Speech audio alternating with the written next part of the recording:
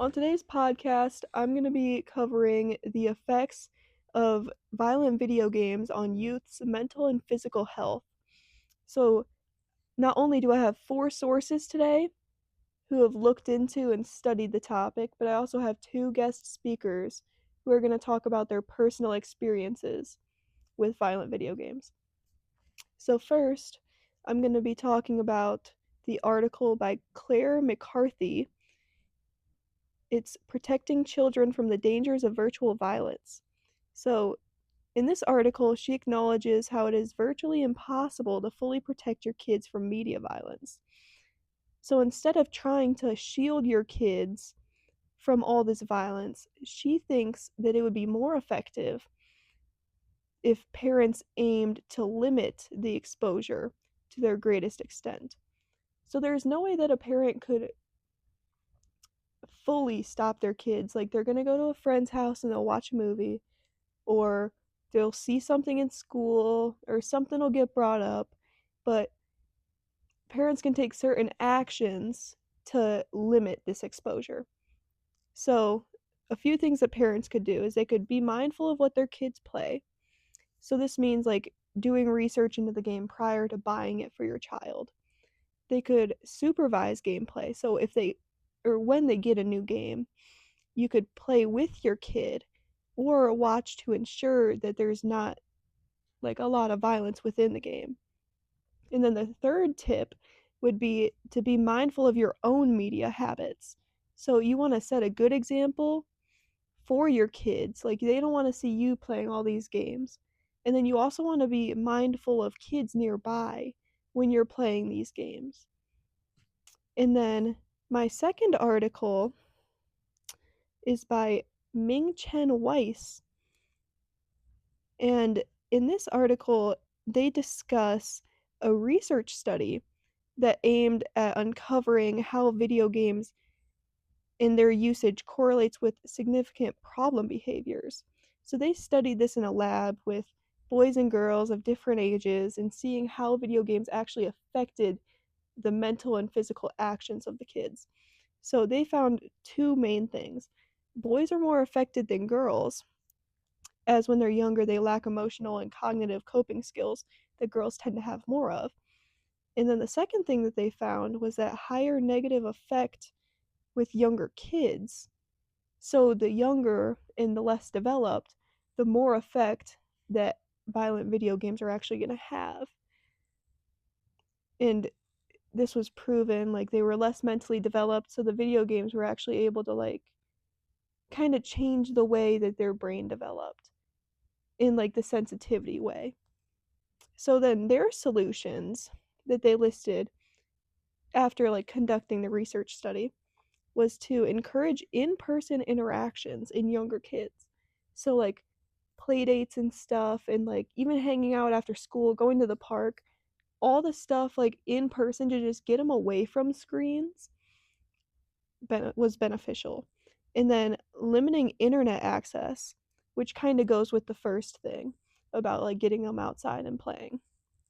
So they had a few ways to do this. So you could either not get them their own like console or iPad, stuff like that, because chances are they will be introduced to it at school either way. But they realize that that's not necessarily possible. Like, you can't just not, like, your kid will be exposed either way. So they kind of suggested that you get them a console or you get them an iPad instead of fully trying to stop them from using it. You time and you monitor their usage on it. So it teaches them to set good boundaries and like good expectations. And then the other research article that I have about it was from the University of Utah. And what they looked into is just they were further researching the effect of violent video games. So they were talking about how it affects specifically children's development. However, they don't think that violent video games are totally bad for kids. if they can be monitored properly. So they think that with correct supervision, video games, specifically violent ones, can actually be beneficial to socialization. So they listed a few ways on how they can actually be good. So video games in general, they allow kids to play with friends across various platforms, and you could play with people across the world.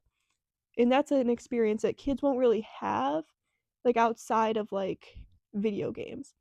And then the other thing was it's a good socialization occasionally because it not only does it let people or kids specifically meet all kinds of different people and make new friends and socialize with others, but then it has to be monitored because not everybody is somebody that you would want your kids to interact with.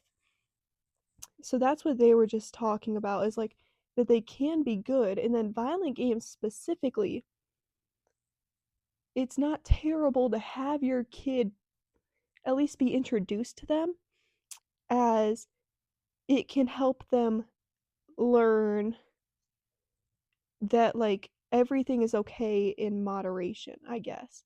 Like they were arguing that if they're gonna see it at some point, like I said earlier, like if they go to a friend's house and the friend is playing that game, like they're probably gonna play it.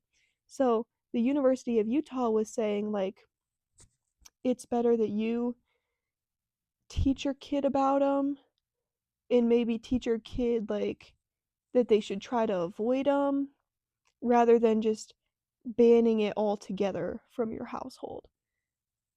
And then, so next thing, my next resource was from Eileen Kennedy Moore on how violent video games do and do not affect children. So she actually, this entire article from her is simplifying the American Psychological Association's report on violent video games that came out a few years ago. So their studies found that violent video games can desensitize children to violence, reduce their empathy, and encourage moral disengagement.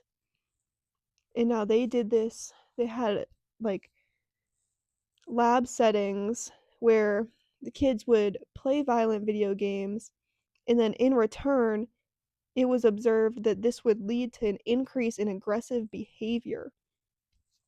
So she was basically just talking about like how it has literally been observed in lab settings, at least, that like within a few minutes of playing, like you don't even have to play these video games for a long time. When kids play violent video games, it leads to a direct impact on their behavior. So the kids that were allowed to play violent video games, they were seen to be more aggressive, make more aggressive choices, and care less about the effect that these choices had. So, one of the things that they would have them do, one of the tests after playing the video games, was they would have them shock a fake person to see like what level of shock they thought that the person deserved. So the kids that wouldn't play the violent games, they wouldn't do a very high shock. And then they would be super worried about the person that they did shock. However, the kids that played the violent video games would start off with a higher shock, and they would be less concerned regarding the person's health and safety after being shocked. So they basically, like, moral of their whole report was that the violent video games do have an effect on kids' mental and physical health, and that it needs to be known by parents, basically. So, overall, all the sources and all the learning, all that parents really need to know is that the research on the effects is still ever growing. So, scientists don't know everything yet. They've observed and they've learned some, but more will come out regarding what you can do and how it affects them, all of the above. So, what parents can do right now is research the games and play and watch with your kids. This is the biggest thing. Just by researching, you can prevent like ever even buying the game. If you don't research it, how are you going to know that it's not good for your kid? And then playing and watching with your kids, this is good because not only does it allow you to like make sure that they're having good social interaction, but it also allows you to witness the gameplay on your own. And then you could also limit internet access and encourage playdates and hangouts just to get your kids off the screen and doing more physical stuff so they stay in good health. And then the third thing to remember is to set a good example and not play games that they can't play. Now, this doesn't mean that you can never play them or never watch a scary movie or never do anything. It just means to make sure that you're setting a good example when you're around kids.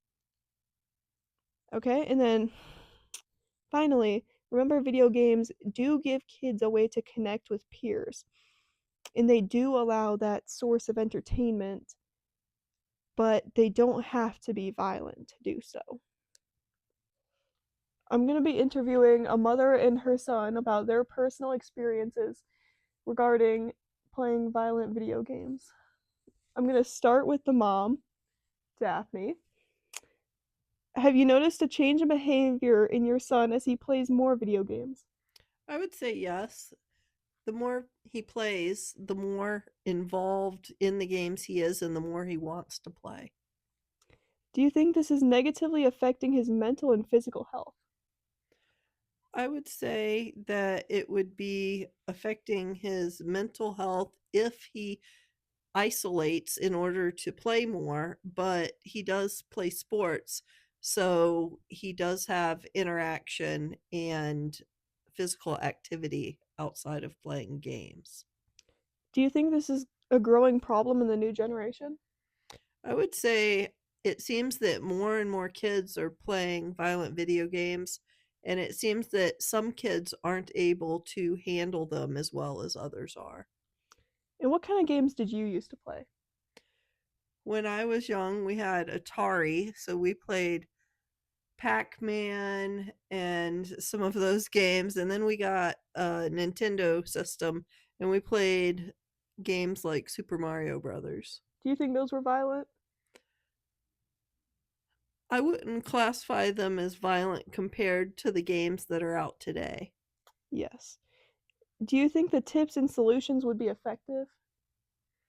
I think they would be. I think that based on what I know now about some of the games, parents should look more into learning about the game before allowing their kids to play them. Okay, thank you. I'm now going to interview her son, Thomas. Do you play video games? Yes, sir.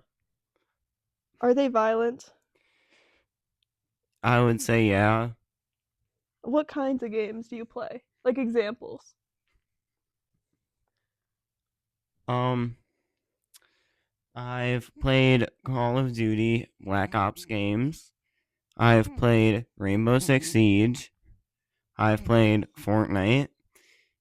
And I'd say the last contender of most played would be Minecraft. Okay. Do you think those games are considered violent? Most of them, yes. Okay. At what age were you allowed to play violent video games like that? I'm not quite sure, but I would say around 9. And would you play those games on? PlayStation 4? Okay. Do you think playing these games has decreased your sensitivity to violence? Yeah, but not that much. And it would be hard to say how much it has or if it has because I don't know how I would react to violence if I hadn't played them as much. Okay, thank you.